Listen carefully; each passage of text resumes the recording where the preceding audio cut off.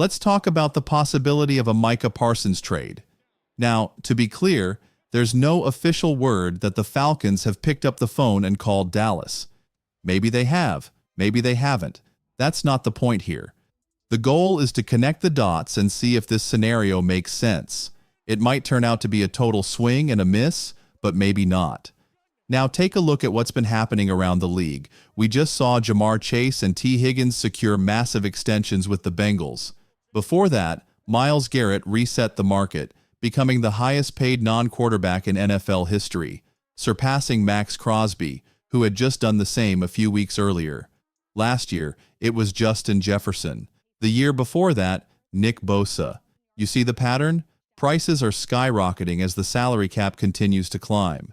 That's bad news for teams that hesitate when it comes to extensions, like the Dallas Cowboys. They dragged their feet with Dak Prescott before eventually handing him a $60 million per year deal. They've been slow to extend CeeDee Lamb. Could they do the same with Parsons? And if his price keeps climbing, could they actually decide that trading him is the better option? Adding fuel to the speculation is Micah's brother, Terrence. He sent out a cryptic tweet, just a simple, "something's coming" message. That was enough to set the internet on fire. Was he hinting at an extension? A trade? Nobody knows for sure, but it's got people talking. The speculation ramped up when a Cowboys fan on Twitter confidently claimed that Micah Parsons had finally been paid. When asked for proof, the response was simple: his brother said so. But then Micah's brother Terrence walked it back, replying, "Not yet, lol, but they are in serious talks." Naturally, that set off a frenzy, because serious talks sounds like negotiations are heating up. But hold on. Jane Slater, who covers the Cowboys, quickly shut that down. She looked into it and reported that not only is a deal not done, but there haven't even been any meaningful discussions yet. In fact, talks haven't even started. Forget the negotiating table. The Cowboys and Parsons aren't even in the same building right now. Now, with Jamar Chase locking in over $40 million per year, you have to wonder, where does that put Parsons' price tag? $41 million a season? More? The longer the Cowboys wait, the higher that number climbs. And if another star player signs a monster deal in the meantime, it'll only push Parsons' price even higher. Then there's the off-field factor. There's always been some quiet speculation that the Cowboys aren't thrilled with everything about Micah beyond the football field. Jerry Jones values character as much as talent, and Micah has never been shy about speaking his mind online. And just when things couldn't get more chaotic, Terrence Parsons threw another curveball. After stirring up the internet, he completely backtracked, saying, "I made all that up. Why would you ever believe me?" To top it off, Micah himself chimed in, making it crystal clear, "My brother Terrence does not speak for me." So, as it turns out, Terrence Parsons was just stirring things up online. There was no truth to what he said. But let's get back to the real conversation. If Micah Parsons is looking at a $42 million per year deal, does Jerry Jones really want to go that high? This might actually be the perfect time to trade him. This year's draft class is stacked with pass rushers. You're not going to find another Micah Parsons, but if you can get 3 draft picks in return, you might end up with a combination of players who, together, give you more value. Plus, Jerry, who is wealthy even by billionaire standards, would dodge a massive contract that could reach $170 million with over $100 million guaranteed. He just paid Dak Prescott. He just paid CeeDee Lamb. After a losing season, does he really want to cut another massive check? Now, I'm not making this up. There have been rumblings about this before. Last April, Cowboys insider Sean Sheriff mentioned on the radio that he had heard from multiple sources, at least 4 different people, that Parsons was wearing thin inside the organization. He wasn't sure how much of that was typical superstar behavior or how much of it was actually a problem, but he said one thing was clear. If Parsons were gone, there would be plenty of people inside the Cowboys facility who would breathe a sigh of relief.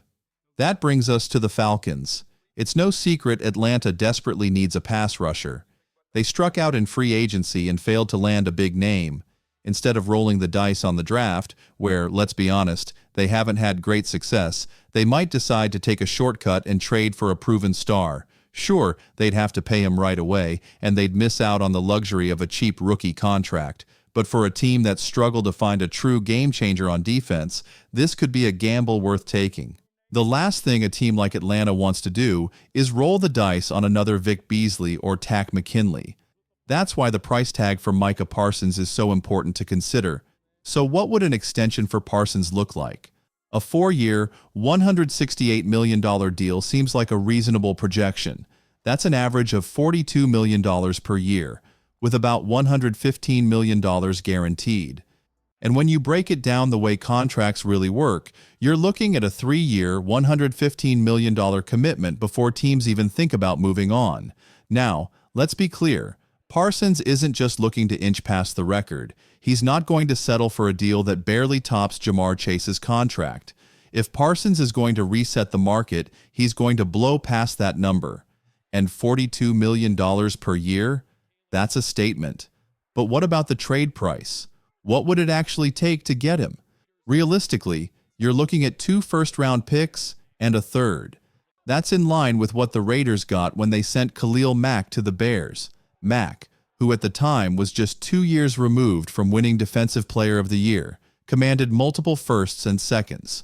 A Parsons trade would likely follow that blueprint, with maybe a few late-round picks swapped back and forth to balance things out. This wouldn't be a bargain deal. Anyone expecting to land Parsons for a single first-rounder is dreaming. It would take at least 2 firsts, and possibly more, to get the Cowboys to even consider picking up the phone. And that's the key here. Dallas isn't out there actively shopping Parsons. They're not desperate to move him. But if the right offer came along, that's when things could get interesting. If a team called Dallas with an offer like this, the Cowboys would have to think long and hard about it. Trading Parsons wouldn't be their first choice, but avoiding a massive $42 million per year extension? That's tempting. And if we take Shan Sheriff's report at face value, there might be people inside the organization who wouldn't mind seeing him go. Parsons' online presence and off-field personality have reportedly rubbed some people the wrong way, including Jerry Jones. So imagine this from Dallas's perspective. They don't necessarily want to trade Parsons, but they also don't want to hand him a record-breaking deal. Then someone offers 2 first-round picks and a third. Suddenly, the Cowboys can take that 15th overall pick, grab a young pass rusher, and still have another first-rounder next year. Sure, Micah Parsons is better than whoever they'd pick at 15, but is he better than the combination of a first-rounder this year, another first next year, and a third-rounder? More importantly, those 3 players combined would be a lot cheaper than $42 million a year. And if there's one thing Jerry Jones pays attention to, it's the price tag. So let's put it out there. Would you trade and extend Micah Parsons? Drop a yes or no. My answer is coming up, but I want to hear yours first. For me, I'd do it in a heartbeat. Don't overthink it. Yes, it's a steep price in draft capital, but let's take a quick look at history. If the Falcons had pulled off this trade a few years ago, which picks would they have missed out on? No Bijan Robinson, no Bralon Trice, no Drake London. 2 of those are solid picks, Bijan and London, but losing Trice? That's manageable. The Falcons could easily pick a different prospect and still come out ahead. Let's put this in perspective. Would you rather have Micah Parsons or a combination of A.J. Terrell, Kyle Pitts, and Jalen Mayfield? Personally, I'd take Parsons every time. Or how about this one? Would you rather have Parsons or a group like Keanu Neal, Takk McKinley, and Duke Riley? If you had to stop and think, wait, who? Well, that tells you everything you need to know. Some draft picks pan out, but a lot of them don't. That's the gamble teams take every year. Of course, if you're consistently picking in the top 10, like Atlanta was when they landed Bijan Robinson and Drake London, then sure, holding on to those picks makes sense. But what if Parsons is the guy who elevates your team into the 20s? Instead of drafting another McKinley or Neal at 17, you're building around a true game changer. And when you're selecting that late in the first round, the hit rate on stars drops dramatically. London and Bijan were great picks, but they were also 8th overall. If you believe Parsons is the missing piece, then suddenly you're picking in the 20s instead of the top 10. That's the type of move that changes a franchise.